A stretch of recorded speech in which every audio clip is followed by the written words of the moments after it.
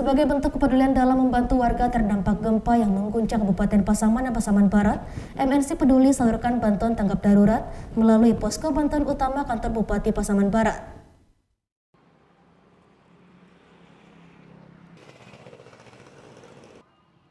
Gempa bermagnitudo 6,1 mengguncang Pasaman Barat yang mengakibatkan kerugian material bahkan menelan korban jiwa. Bantuan yang diserahkan MNC Peduli untuk korban gempa bumi berupa sembako yang diterima langsung oleh Wakil Bupati Pasaman Barat di posko utama tanggap bencana Pasaman Barat. Wakil Bupati Pasaman Barat Risnawanto mengucapkan terima kasih kepada MNC Peduli atas bantuan yang diberikan untuk korban bencana Pasaman Barat. Semoga bantuan yang diberikan MNC Peduli bisa bermanfaat dan meringankan beban masyarakat yang terdampak gempa.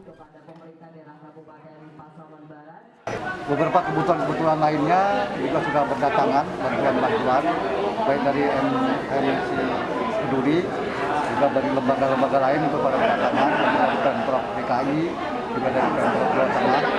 Berbagai kebutuhan selalu berkoordinasi dengan Satgas sehingga kebutuhan masyarakat alhamdulillah ini sudah terpenuhi.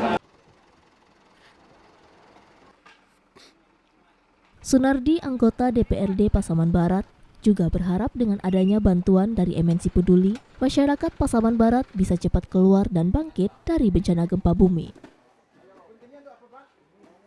Bantuan dari MNC Peduli karena masyarakat Pasaman Barat pada umumnya sekarang sangat membutuhkan sekali bantuan ini.